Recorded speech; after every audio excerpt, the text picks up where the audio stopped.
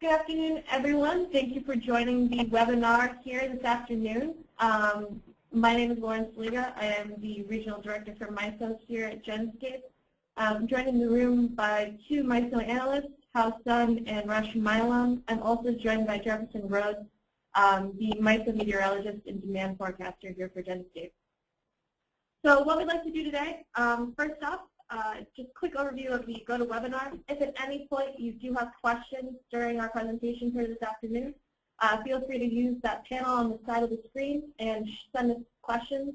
And hopefully at the end we'll be able to get to them. And if not, we will be following up with anyone who has questions. So again, feel free to let us know if you do have anything there, and we'll get started.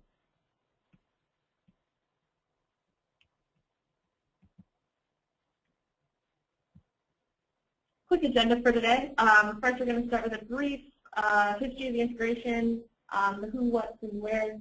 Then we're going to touch on demand, the generation and congestion expectations for the new MISO South region, and then lastly talk about the trading hubs that will be joining the MISO footprint. So first, that integration history. Again, late 2011, MISO announced the integration of Entergy and several smaller utilities into MISO. The total integration will bring it close to about 30 gigawatts of additional summer peak demand and about 48 gigawatts of generation to the overall footprint. That includes existing, under construction, and planned units.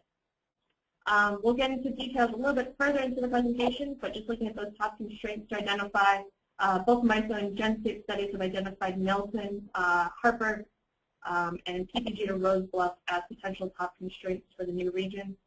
And then just touching on lightly again those three new hubs that we'll be adding to the footprint, Louisiana, Arkansas, and Texas. And then just talking about how Genscape is going to be integrating these new hubs into its daily reports. So first off, I'm going to pass over to Jefferson Rhodes to walk us through the demand, how Genscape went about getting together the demand model for the new South region, and then key ideas and items to take away for modeling the new region as well. Jefferson. Hello, everyone. I'm going to touch on demand briefly and how we're preparing to begin forecasting demand for the South region later this month. A quick overview of our demand forecasting procedure system here. We use a neural network demand model internally that takes, it produces a raw projection that has been in place, and the current model that's used for the current MISO model and all of our other regions here, that will be transferred or has been built to facilitate forecasting South demand. The model inputs are the same as any of our other models, including weather factors such as temperature, humidity, and then days of the week, holidays, heating and cooling degree days. And then we pull that weather from a database that extends back over 10 years, and then we build on that daily as we see observed data come in. And then we take that model output and we modify that on additional factors on a day-to-day basis and produce our forecast val day, next day, and multi-day for the South region. The load centers that we'll be including in South are listed here. From the largest weighted load center in our model currently, which is New Orleans, all the way down to a load center such as Jonesboro, Arkansas. Each load center will be assigned a percentage and a weighting in the model, and then the temperature data will drive the demand forecast for that given time period. In addition, for South, we'll be looking at some other things that we hadn't traditionally looked at for the MISO region in the past. One of those is hurricane activity in the Gulf of Mexico, which can drive the risk for large-scale power outages from June until October for the South footprint. And we haven't had any examples of that in the recent past, but going back to 2005 and 2008, we had a couple big events for the South region. And then the South cooling season behaves a bit differently than the typical MISO footprint that we look at now, with a broader cooling load season and a shorter heating load season. So those factors will also be weighted for the South footprint. And then we've got a table here that sort of details some of what we looked at for last year with south demand, and basically comparing it to the current footprint and then the MISO south footprint as it behaves. And you can see that typically the peak demand days for both the winter and summer periods fall on different days because of the different weather that the south region sees compared to the traditional MISO footprint. In some cases, like the summer this year, we saw quite a bit of an offset between the peak demand day for the current footprint and what the MISO south footprint had. Thank you, Jefferson. So then getting into the fuel mix and what to expect in terms of generation in the MISO South region. What we're seeing there is MISO South is a gas-fired capacity, much bigger at that point in terms of percentages than the current MISO footprint. So close to 59% of the generating units down in MISO South are looking to be either gas or oil-fired. On top of that, MISO South does not add a significant amount of wind generation to the current MISO South capacity number. I know right now, obviously, a lot of focus on the wind given the forecast for the next couple of days. So either rest assured or be a little sad by the fact that we're not going to see a lot of new wind really into this new footprint. Looking at the fuel tech, MISO did kind of do an examination here, and you can see the graphic here at the bottom. So you can see, again, that coal really the main and predominant generator here in MISO Classic or the current footprint, and kind of turning that on its head for Entergy. So a little bit more of an even fuel balance once you put those two together. Next up, I know many of you, although not all of you, are Power RT subscribers. So you might be wondering what happens to your MISO subscription with this integration. We are going to be extending coverage of the current MISO footprint through, so you'll be getting that whole range from Minnesota down to Louisiana. With that, we're also working on adding new plants to the interface. Currently working on adding to plants. Most recently, we've added Acadia and Hot Spring. So as you can see here on the chart, already up and active. Acadia here down in Louisiana, and Hot Spring up here in Arkansas. Also, go ahead and take a look at this chart. Top generators by fuel type and by size across MISO South region, so just get familiar with what kind of generators, where they're going to be, and any CP nodes that we might have associated with that. Again, just getting familiar and learning the footprint as we go along here. So looking at the location of your natural gas, your nuclear, your coal power plants here. Next, what we've done is reviewed TLR data based on historical information that we have here at Genscape. We were looking at this in a way to kind of figure out some constraints that might be new to that region that have been at the time outside of the footprint to really kind of give us an overall feel for what to expect. Looking at these top-ranked TLRs or transmission loading release constraints, again, Nelson topping our list, right by the Broya Nelson generating plant in Westlake, Louisiana. Another one that we've identified in our top ranked of TLRs was CPG to Rose Bluff on the 230 kV system. This is also near that Westlake, Louisiana area and close to the cogen plant. Again, that was really kind of our internal analysis on internal to Entergy TLRs currently found. We're also kind of looking at a clear pattern in terms of that TLR activity. A lot of those TLR events really occurring in the warmer seasons, summer and spring. Fewer active constraints in the winter and autumn, where it's a little bit more mild in that south region versus what you might be seeing in the traditional MISO footprint. On top of that, and again, this is just a chart for everyone to review, the Nelson at the top here, PPG, Rose Bluff rounding out that list. Sheridan and Mableville, St. Gabriel, and Big Cajun Q also making up pretty frequent TLRs in that MISO South region. Next up, we are reviewing, MISO's also kind of put together a forecast of business as usual top finding flow gates and their expectations for 2014. Again, there is some overlap. You'll see that the Nelson as well as the PPG Rose Bluff constraints made their way into the MISO list. But you're also kind of looking at a little bit more of a broad spectrum. Their top list was around Leach to Toledo Bend, a couple of lines around Beaver Creek, Grimes as well, and then Nelson. In addition to kind of TLRs and the top identified flow gates from MISO, we are looking at the current connections to MISO as it stands And there are a few transmission lines connecting the MISO South footprint to the rest of the MISO footprint. So again, kind of identifying these lines, making sure we're aware of them, making sure we're watching the flows in those. We do currently have parts of the Louisville line monitored on Transmission RT, one of our other services. So again, giving us a sense and providing us with information to calibrate our models too. So again, two main pathways between MISO South and the current footprint. One of them is a 345 line, the Louisville to Essex and Essex to New Madrid line. The second is a 500 kV line, New Madrid to Dow. So again, MISO didn't identify them on their top congestion flow gate study, but there is some concern that the lines could see an addition and pickup of activity around them. So again, keeping an eye on that, and we'll get into our expectations for directional power flow in just a bit here. So again, during winter, what we're seeing is a little bit milder MISO South versus the conditions we're looking at in the northern part of the footprint.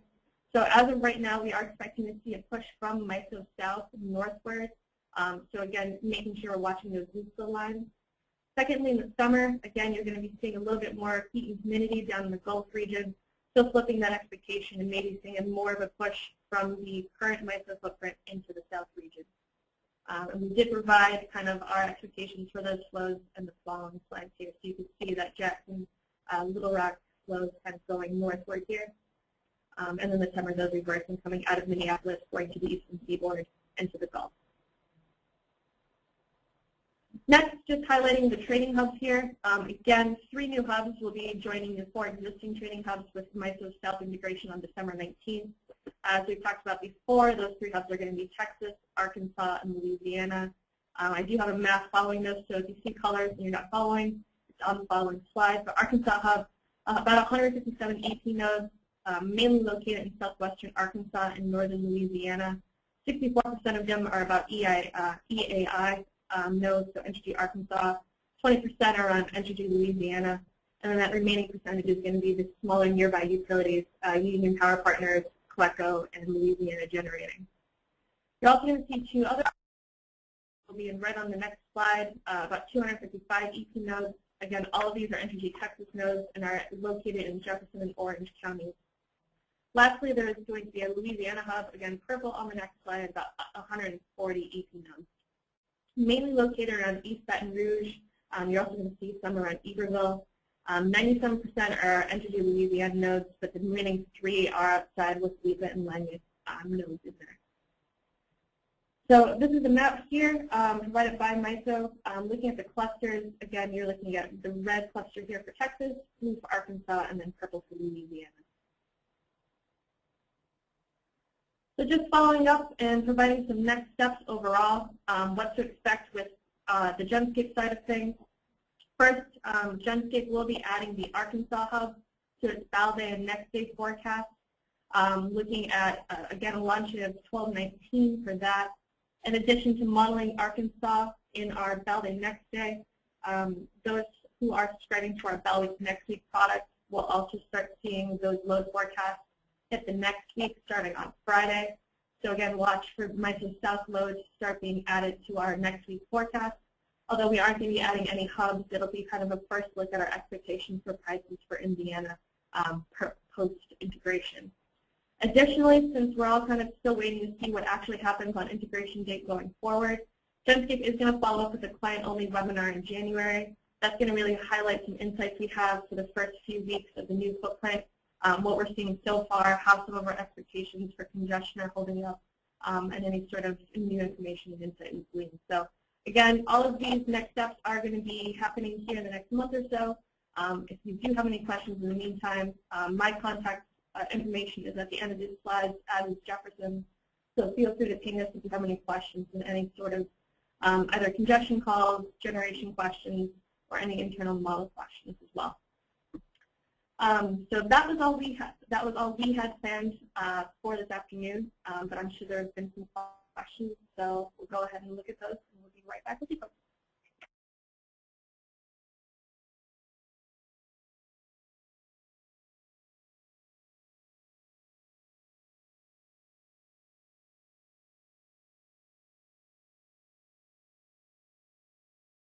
Okay, so first couple questions here cropping up.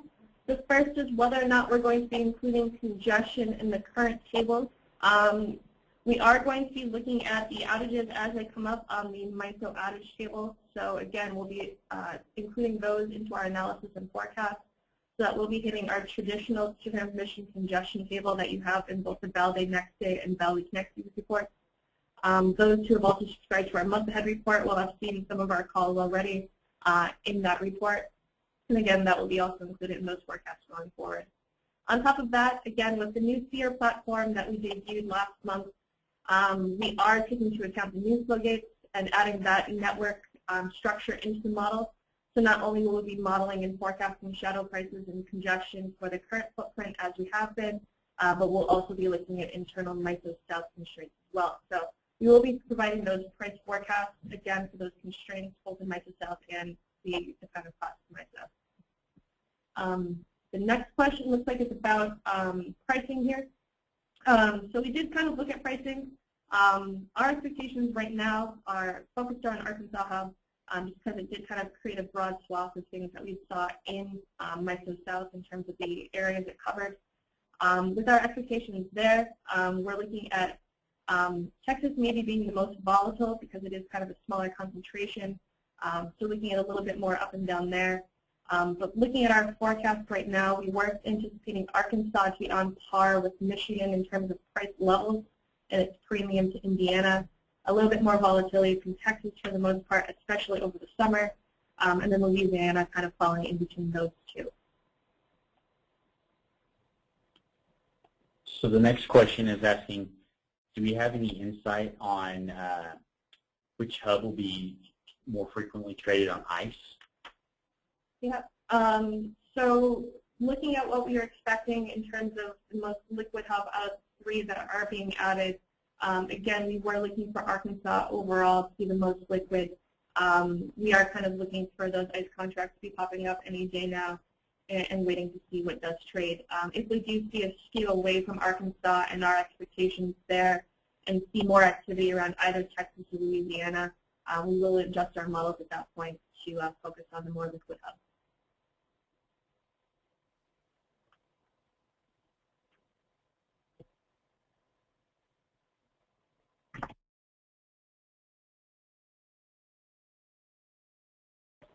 So the next question here is asking about the load forecasting and the use of Huntsville in that.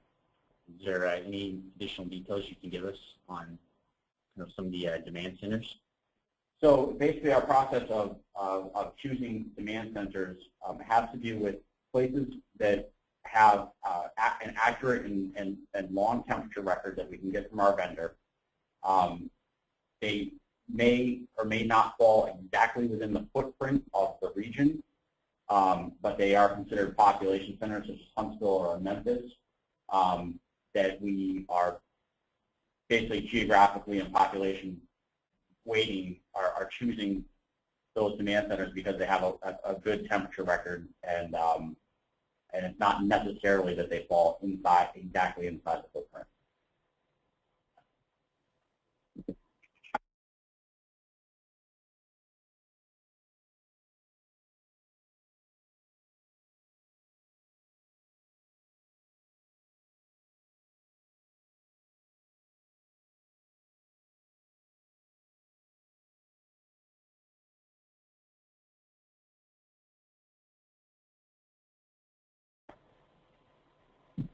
The next question is, do we have any information on the bid data that we'll be using? So currently in the model, we did look at each of the individual plants that will be coming into the footprint. We're recalibrating and getting a best sense for the Genscape monitor plants in terms of their output and expectations for how they do bid in. Right now we're also looking at historical information in terms of kind of mapping nearest plants and looking at the bid data samples there. And then once MISO does release the next batch of bid data after the MISO South integration, we'll be decoding those bid blocks and updating them as necessary going forward. All right, so that looks like that's the last of the questions that we've received so far. Again, it's 2 weeks away at this point, so I'm sure a lot of you are still looking and focusing If you do have more specific questions at all, feel free to ping us on IM at MISO Genscape. Again, my email contact is on this email, as is Jefferson's.